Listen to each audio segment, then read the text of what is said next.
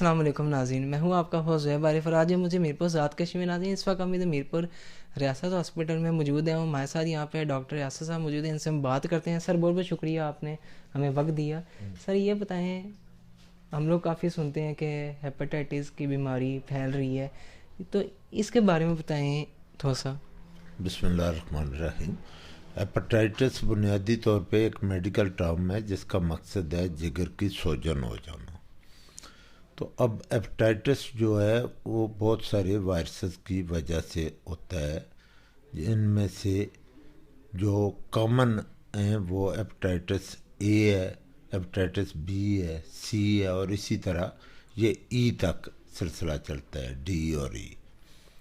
ان میں سے جو ہیپاٹائٹس اے اور ای ہے یہ تو جس روٹ سے آتا ہے ہم اسے اوروفیکل روٹ کہتے ہیں کہ یہ پانی کے ذریعے یا خوراک کے ذریعے جسم کے اندر آتا ہے.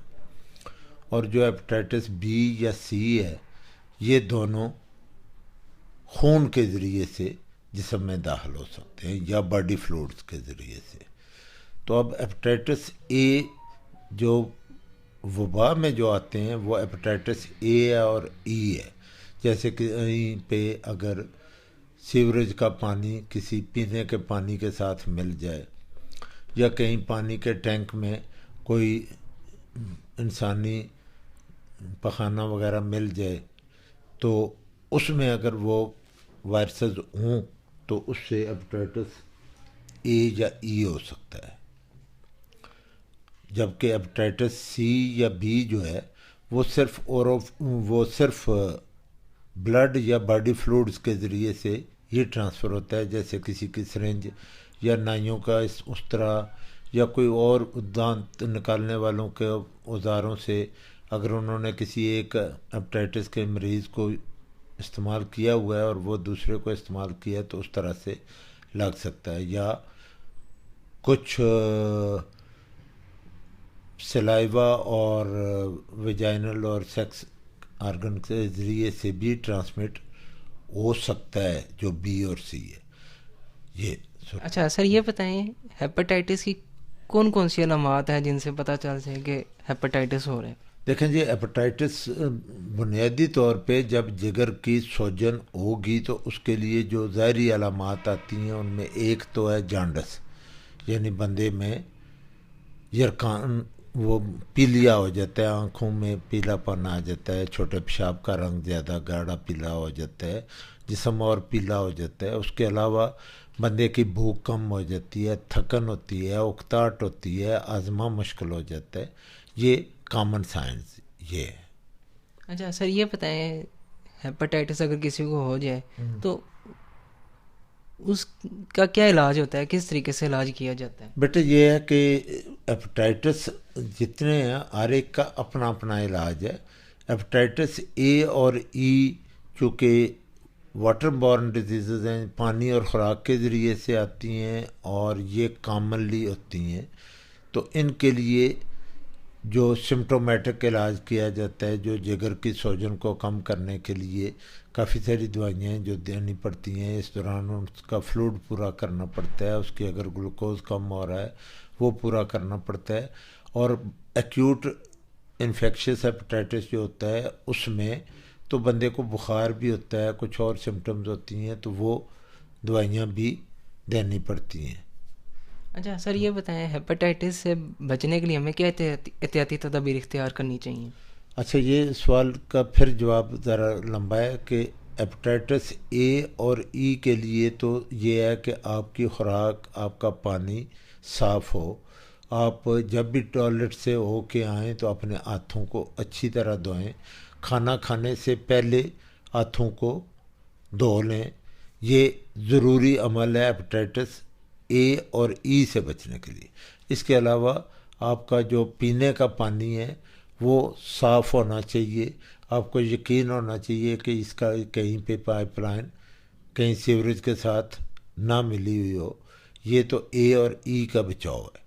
دوسرا اے اور ای کے بچاؤ کے لیے یہ بھی ہے کہ آپ غیر ضروری باہر کی بازاروں کی چیزیں نہ استعمال کریں، کیونکہ وہ سلاد اور وہ چیزیں جو ہوتی ہیں जो हमारे छोटे कम्युनिटी के होटलों में होती हैं, वहाँ सफाई का उतना निज़ाम नहीं होता, तो वो हेपेटाइटिस होने के ज़्यादा चांसेस होते हैं।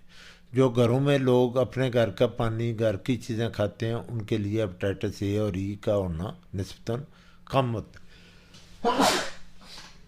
बाकी रहा हेपेटाइटिस बी और सी का, तो हेपेटाइटिस बी के लिए तो चूँकि वैक्सीनेशन मौजूद है और आजकल गवर्नमेंट की वैक्सीनेशन प्रोग्राम के तहत भी बच्चों को हेपेटाइटिस बी के टीके लग जाते हैं, तो वो बचाव हो जाता है उससे।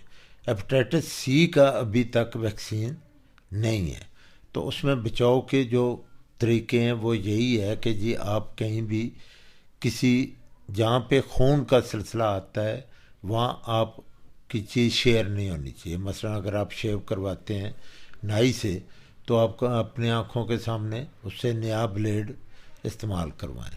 अगर आप किसी डेंटल क्लिनिक में गए हुए हैं तो आप रेस्ट एश्योर करें कि उनका औजार जो हैं वो साफ़ हैं या नहीं।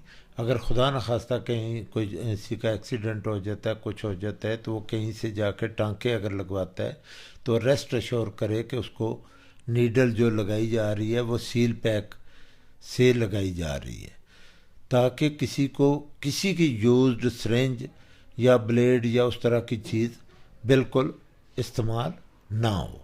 सबसे बड़ा बचाव का तरीका ये है। बाकी अगली बात यह है कि आप अपने इस्लामी तरीके से ज़िंदगी गुजारें तो फिर भी आप हेपेटाइटिस बी और सी से आपकी हिफाजत हो जाती है। ये कि किसी को हेपेटाइटिस बी या सी हो गया तो उनका इलाज क्या है, तो हेपेटाइटिस बी का इलाज जो है उसके लिए भी आजकल टैबलेट्स हैं, लेकिन काफ़ी देर खानी पड़ती हैं। हेपेटाइटिस सी के लिए पहले एक ज़माना था कि जब इंजेक्शन वगैरह लगाए जाते थे, आजकल उसके लिए भी टैबलेट्स आ गई हैं और माशाल्लाह बहुत अच्छा इलाज मौजूद है। लेकिन इलाज से ये बच जाए तो सबसे बेहतर है कि आप एहतियाती तदाबीर रखें। अगर किसी के हेपेटाइटिस बी या सी लंबी हो जाए तो जिगर सिकुड़ जाता है, तो पेट में पानी आ जाता है, जिसको हम कहते हैं कि पेट में पानी पड़ जाना, पंजाबी में उर्दू में पड़ पानी कहते हैं। वो फिर आपकी ज़िंदगी मुश्किल हो जाती है, आपके आज़मे के मसाइल आ जाते हैं, आपकी अदरवाइज़ कमज़ोरियाँ आ जाती हैं और फिर ज़िंदगी की टर्मिनेशन भी आमतौर पे उसी से होती है। हेपेटाइटिस बी सी पुराना हो चुका हो तो वही बाज़ औक़ात जिगर के कैंसर में शिफ्ट हो जाता है। इसलिए मेरी तो सबको ये एडवाइस है कि आप अपनी साफ़ खुराक इस्तेमाल करें और ब्लड के मामले में, सुई के मामले में आप बहुत ज़्यादा एहतियात करें। जी नाज़रीन, जैसे इस वक्त हमारे साथ यहाँ पे डॉक्टर रियासत साहब मौजूद हैं, इनसे हमने बात की हेपेटाइटिस के हवाले से हमने जाना। आज का हमारा मेडिकल प्रोग्राम है, अभी इस प्रोग्राम से हम आपसे इजाज़त चाहते हैं। मुलाकात होगी किसी और दिन किसी और वीडियो में। फ़ी अमान अल्लाह, गुड बाय।